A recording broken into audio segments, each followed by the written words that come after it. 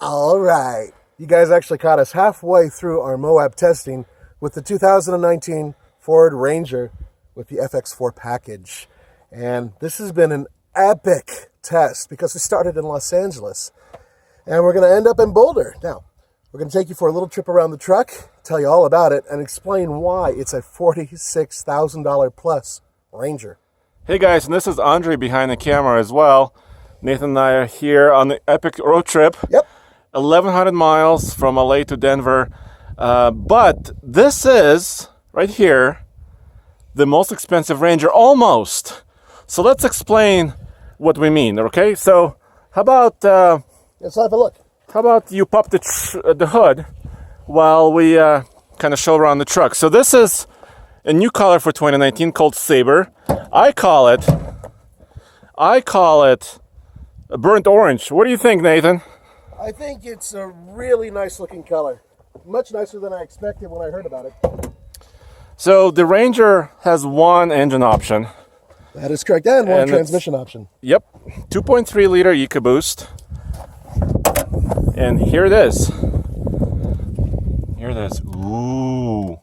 270 horsepower. Yep, but that's at 5,500 RPM, right? Heck yeah. And 310 pound-feet of torque. At 3,000 RPM. Yeah, so it's pretty torquey engine, and we're also measuring fuel economy. So when we publish the main video on TFL Truck, you will see our fuel economy testing in real world. You will see, everything about the truck, including off-roading. At the end of this video, we're also going to show you one obstacle here in Moab. Yep, it's a lot of dirt and snow here. So, as far as I know, no modern Rangers have been in Moab on video.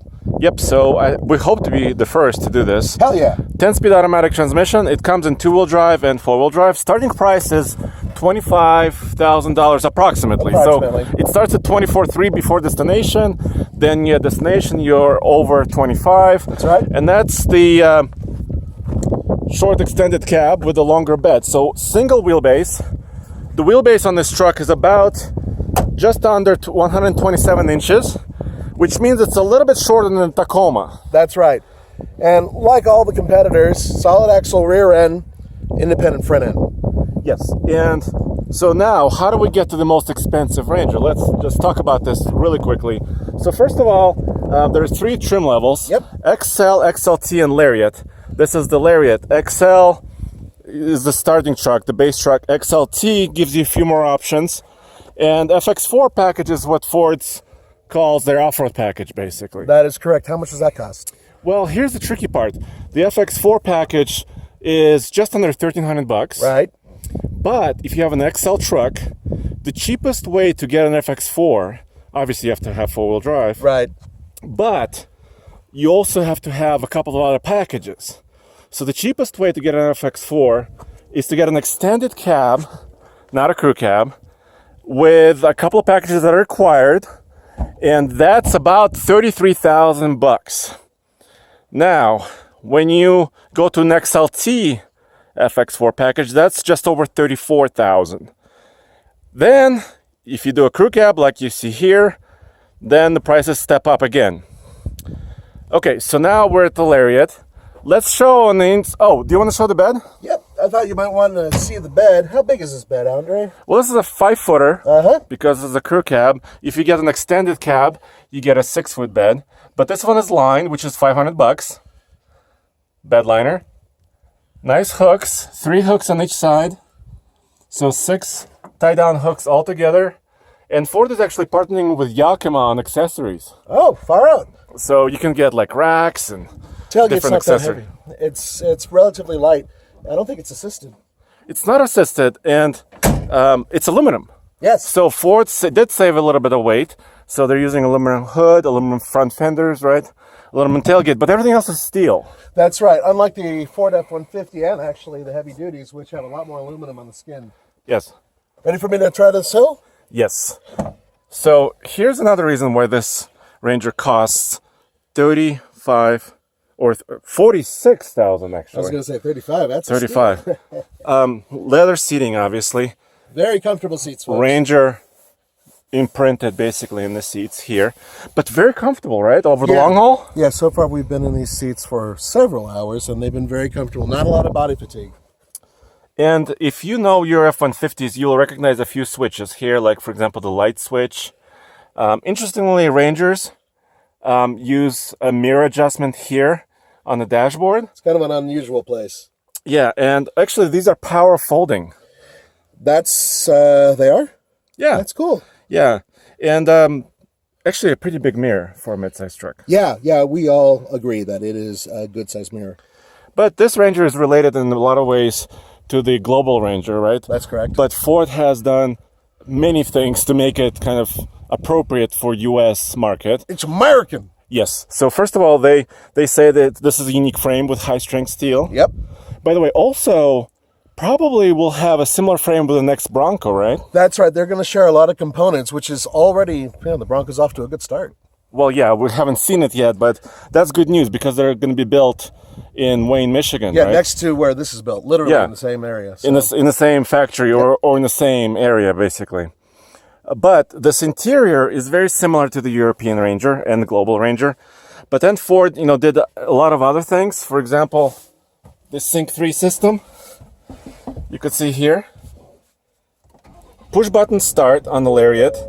The other models, XL and XLT, get actual key, ignition key on the side. But you get Sync 3, latest technology, voice activated, navigation. You get a unique gauge cluster. Apple CarPlay. Apple CarPlay is here as well. We were using Waze. Yep. So there's app integration there.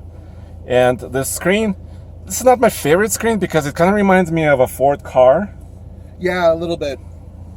But you still get a lot of kind of customization on the screen. Yeah, either screen on either side, you can mess around with them a little bit.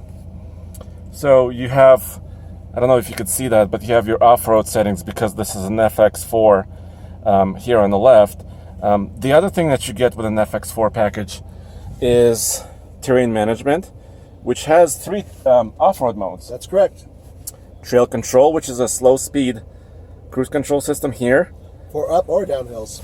Yeah, and actually works in reverse. It does. We just tested that. You'll see that on the main video. Yeah, and so Ford is actually giving you, skid plates, rear locker. So FX4 package is actually, I think, a fairly good deal because it includes software and hardware. Yeah, it's a comprehensive package. Really good for people who like to do medium off-roading. Yeah, but also, let's close the door really quick. You also get Hankook Dynapro tires. Yeah, they've been okay so far. Here they are. Here are the tires. And this model gets a few other options. First of all, the side step, which is not great for off-roading. No, we're not thrilled with that. But it's about $600. And it can be chrome, too. You can get a chrome one or this black town one. I like black, personally. I like it not there. So you have this Sabre color, which is a launch color, which looks great, I think. Yep. But you also can have, so 2 options this truck doesn't have. Okay. Is the white exterior paint, which is a special paint, which is additional cost. There's also a red paint at additional cost. Uh-huh. And then a tonneau cover. But that's about it. That's about it. This truck has everything else. We're currently using the back seat, let me show you, for storing our bags. So there's our bags. Okay, why don't we pull my bag out and I'll sit behind myself. Okay. Yeah, just show how much room we have. We've been driving all day yesterday and most of the day today. Not a ton of legroom, but because it's scalloped here, headroom's actually not too bad. So the legroom is a little tight, and I would say it's comparable to a lot of the other trucks in its class. Honestly, I wish there was about another inch worth of space. Yeah, but I think for a mid-sized truck, I mean, that's one of the points of it, right? It's the size needs to be a little bit more compact than the full-sizer. Well, yeah, and that's exactly it. You are getting a small truck off the bat, so this is one of the issues. But if you have kids, which I do, putting them in the back, no big deal. Or in-laws. Yeah, so this truck also has a sport package, which also includes this 18-inch wheel package. You can have a 16 steel rim or a 17 alloy rim, even on the STX package with XL, or this 18-inch rim. So you have a few choices there. And so by the time you add all these packages, right, so you have Lariat, you have a tech package, you have FX4, you have sport package. By the way, no sunroof. No sunroof, and I don't believe there's one available yet. Nope. On this Ranger for 2019, no sunroof available. That's how you get to 46. You know, there's one thing I wish this thing did have as an option. What? A special roof rack of some sort. Because this is an ideal vehicle for having casual off-road excursions, but without a roof rack of some sort, I think Yakima may have us they'll have covered one. there, because they have about 100 accessories Ford announced. Uh-huh. So we have no accessories on this particular truck. No, we don't. But how about we show them this obstacle that's coming up here on this Moab Let's trail? do it. And then we can go from there, and then we have to finish filming our main video as well. By the way, the FX4 package also gives you this front look with a special skid plate. It starts out as plastic trim, and then it's real steel behind that. And let me show you this trail really fast.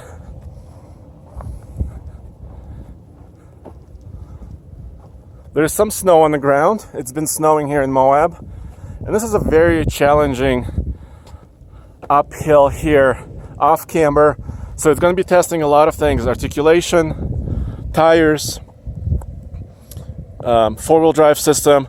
The terrain management system also uses adjustments on the traction control system to sometimes touch the brakes and allow the truck to regain traction. The side steps are not the best for off-roading.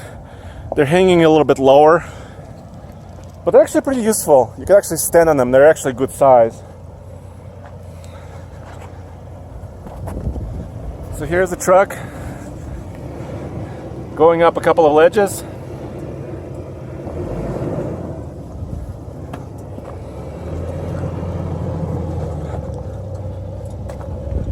You can hear the four-cylinder working. This truck actually has a better crawl ratio than a Toyota Tacoma. Are you going to go up here? Want to go to the right? Want to go to the left? Yeah.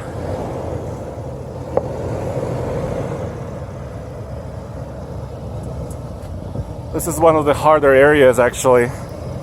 Do you have your locker engaged?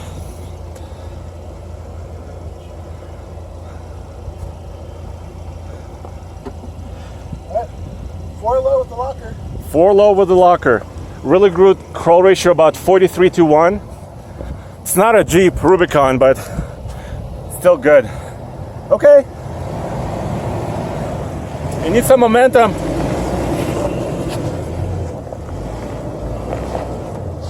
Come on.